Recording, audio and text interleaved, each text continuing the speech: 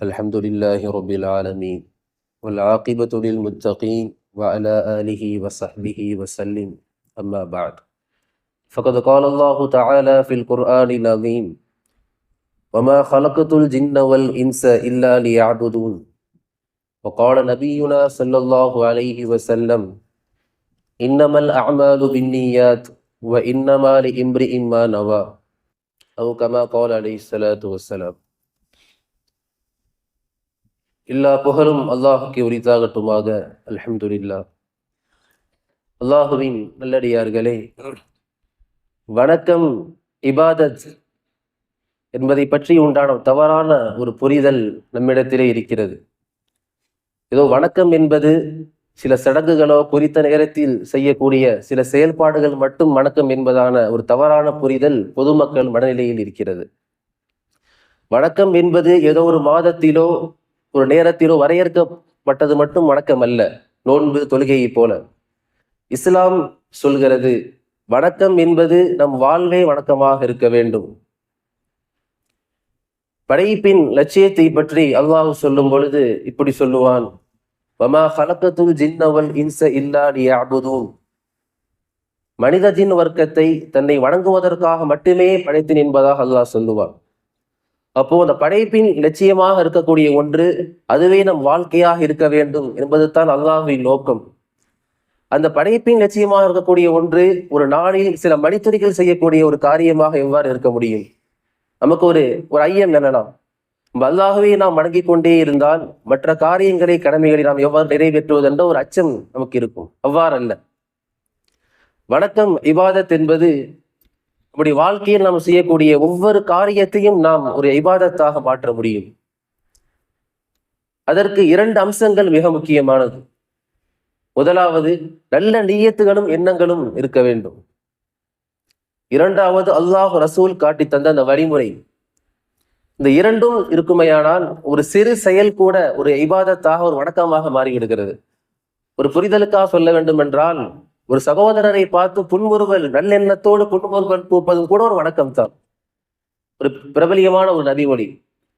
ஸல்லல்லாஹு அலைஹி வஸல்லம் சொல்லுவார்கள், இன்னமல் அஅமாலு பின்னியாத்.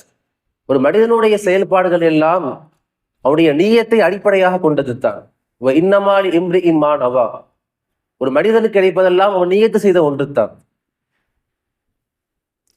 ஆகவே நல்ல சிந்தனைகள் எண்ணங்கள் இருக்கும் பொழுது நம்முடைய சிறு செயல் கூட ஒரு இபாதத்தாக மாறுகிறது, அதற்கு நன்மை இருக்குகிறது.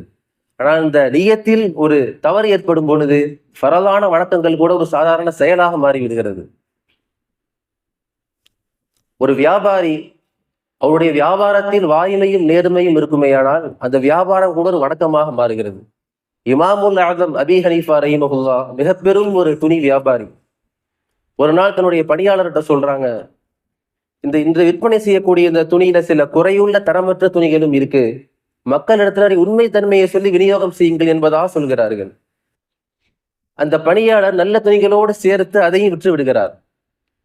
இதை கேட்டு மனம் வருந்திய இமாம் அவர்கள் என்ன செய்தார்கள் என்றால், அதன் மூலம் கிடைத்த அனைத்து வருமானத்தையும் அவர்கள் சதகா செய்து விடுவார்கள். இதுதான் இபாதத்.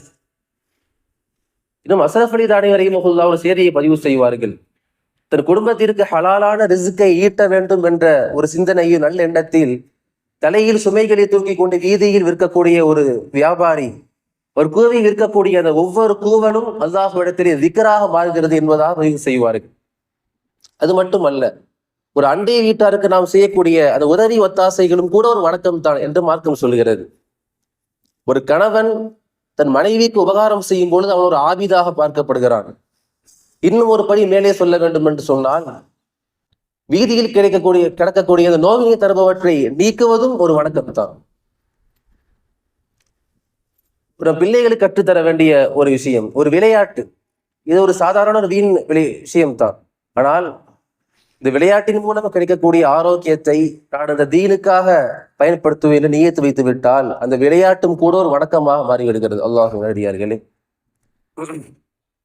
இப்படி நாம் ஒவ்வொரு விஷயத்தையும் நாம் இபாதத்தாக மாற்ற முடியும். இன்னும் மேன்மக்கள் சொல்கிறார்கள், ஒரு சுய தொழிலை கற்றுக்கொள்வதும் ஒரு இபாதத்து தான், ஒரு வணக்கம் தான்.